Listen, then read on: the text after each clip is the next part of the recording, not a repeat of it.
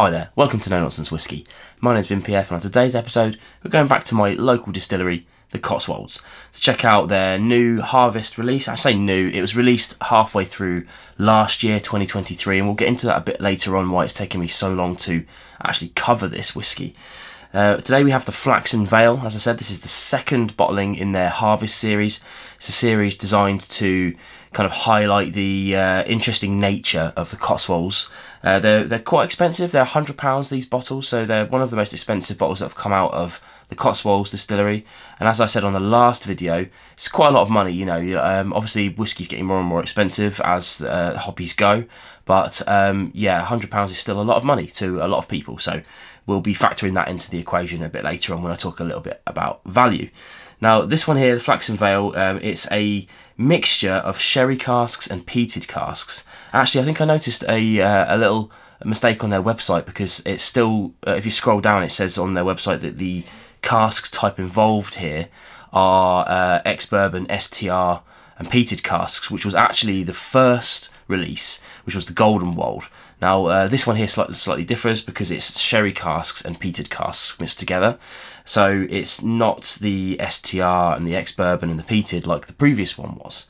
And that's kind of the reason why it's taken me so long to get to it, because after a bit, this didn't really sing for me when I first got it. I got it based purely off the last one. The last one was really good, so I enjoyed that, so I thought I'd get this one. And yeah, it took me a little while to kind of really dig into it. You know, we talk a little bit sometimes about you know, neck pour and shoulder, all that stuff. Sometimes people talk about bottle shock. I err on the side of bottle shock rather than neck pour. I think is an important distinction, but you know, it's really up to you what you think about those. But yeah, I firmly believe that whiskey shouldn't be judged by their neck pour or even the first few. If you're not enjoying a whiskey, then you should, in my opinion, what I do is I put it away. I take a good wedge out of it, and then I put it away for 3 months or whatever, come back to it and see if it's changed. And I'll be covering a couple of whiskies in my Whiskey and Whiskey Out video soon, where I talk a little bit about that. We have ones that have been long reviewed, perhaps even negatively, but that have, by the end of the bottle, have come through. Okay, so yeah, an interesting bottle. What we should probably do is just get straight onto the tasting and see what we've actually got for it. You know, it's got a decent ABV on it. This one's 53.9%, so I think it'll be a good one just to dig into. Let's get onto the nose then and see what we've got. Now, for me, it's a bit of a basic tasting note, but we talk about Christmas cake sometimes, but for me, this is like, it's a rich and boozy Christmas cake. It's not just any old Christmas cake. This is one that's had months, weeks and months of being fed with like really serious booze. So you're getting that kind of like, you know, there's a little bit of marzipan, a little bit of dried fruits, bags of sherry flavour on it. And I mean, I don't really get much peat on the nose, but for me, I'm getting a serious amount of kind of like malty biscuitiness. Quite good on the nose, I think. Let's try on the palate.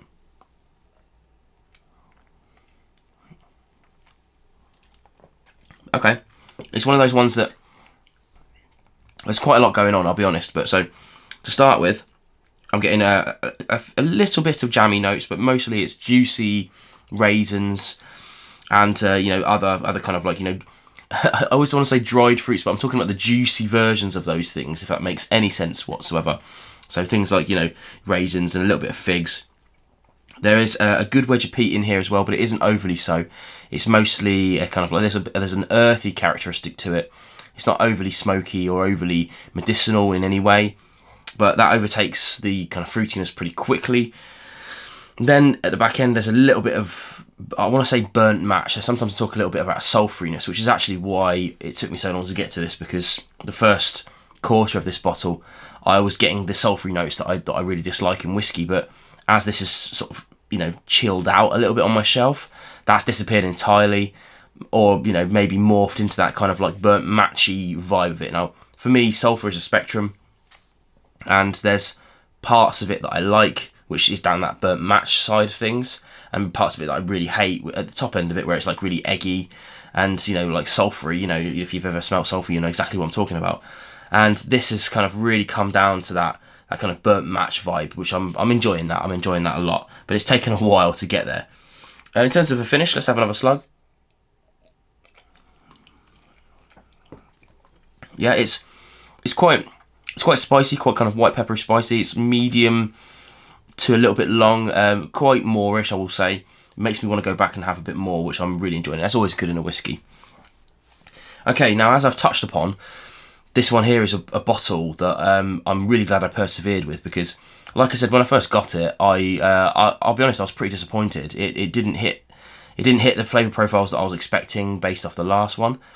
But like I said, I'll never give up on a whiskey, and I'll never review a bottle until it's had a chance to go through that kind of that period of time on my shelf. So that's why it's taken me so long to get to this. Simple fact is that I wanted to make sure that it wasn't just whatever, neck pour, bottle shock, whatever, or if it was just something that I didn't enjoy. Turns out it was probably one of those things, needed a bit of time to do that. That happens quite a lot, I have to say, in my whiskey collection. Sometimes you'll see a whiskey in video and you won't see that bottle show up on a review for like 6 months.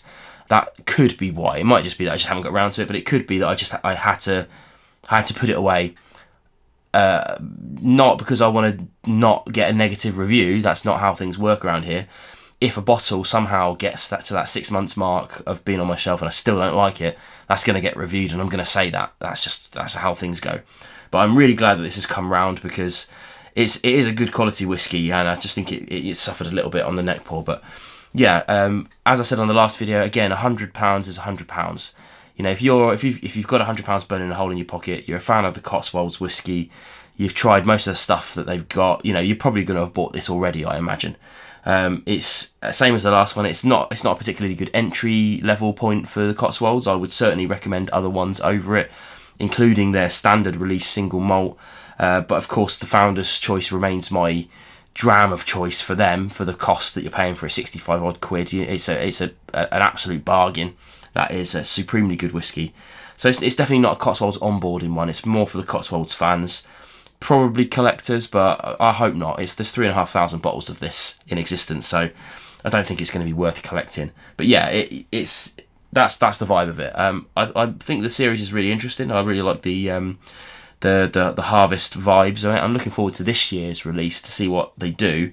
They've done 2 peated ones, which I'm glad about, but I don't think that trend is going to continue, for shame. But I do like it when Cotswolds do some peated stuff, because they don't obviously make their own peated whiskey, so they're doing it based on peated casks. So the influence is just what was left in the wood. Which I really like that. I really like that.